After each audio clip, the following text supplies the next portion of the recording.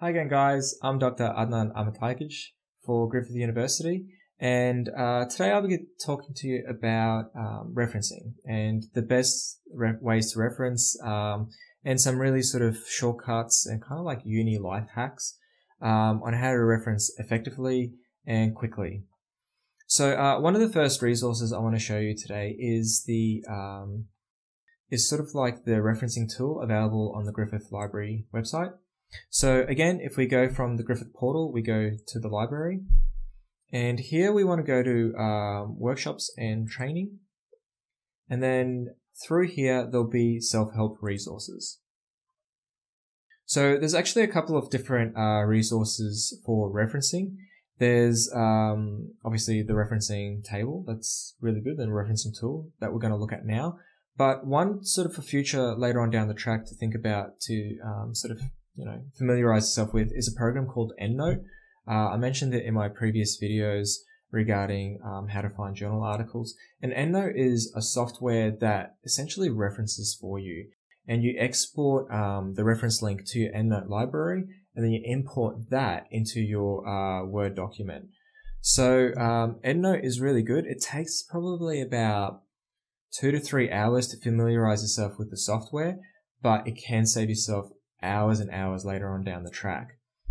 However, today I'm going to be showing you this referencing tool that's freely available to all students. And so if you click on that link and then you click on the referencing tool, it actually takes you to the website and to the link that I want to show you. So it's quite good because it has a couple of the more familiar referencing styles that you'll need at Griffith. So here we've got Harvard, APA, Vancouver, and MLA.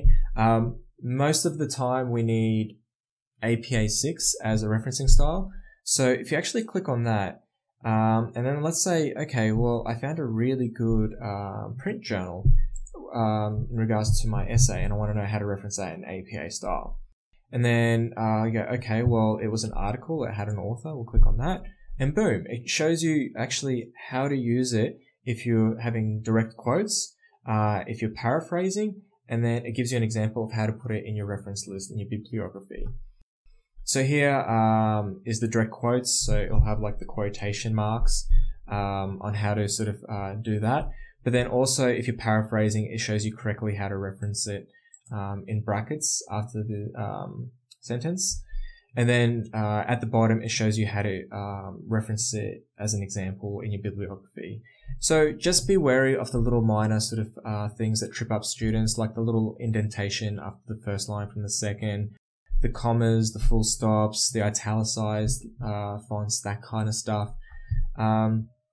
So just be wary and mindful of those because they're easy marks, and realistically, you shouldn't really lose out on any of those. There is another one that I want to show you, another really cool referencing site. It's actually called Cite This For Me. One word. You can do a quick Google search, or you can just put it into your browser search sort of thing.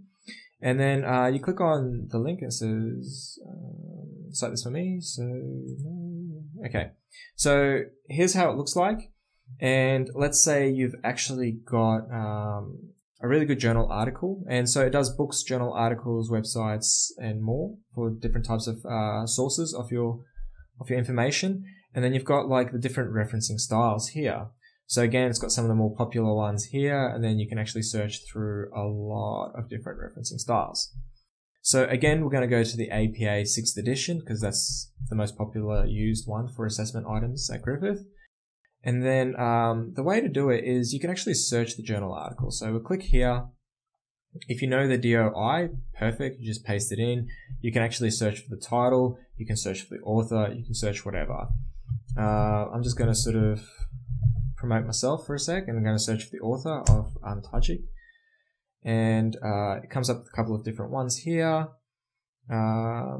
Here's my publication. So if we just click on that, it then adds it to your bibliography. So it actually shows you how to reference in text here. It's got your the author's name, brackets with the date, and then it gives you how to reference with the bibliography. So again, a very, very easy way to do it. And the good thing about this is you can actually copy and paste it directly into your Word document. You can select it and then sort of export it and that kind of stuff. You can do your whole list there. just be mindful of any sort of program or software that references for you.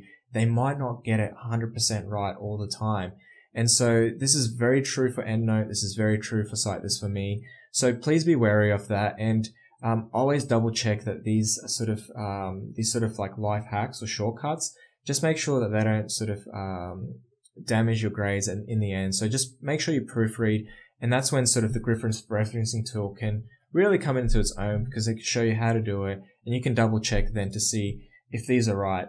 However, this can save lots of time, particularly if there's multiple authors' names, and it's just a bit tedious sometimes entering in those authors' names one by one by yourself, and just, you know, errors can be introduced quite easily that way. So if you find this does help you, you know, feel free to use it, and it's one of the free softwares that is available. So yeah, so that's essentially been referencing, guys. I hope this video has helped you out, and again, I've been Dr. Adnan Amatagic, and on behalf of Griffith University, for a little tutorial on how to reference.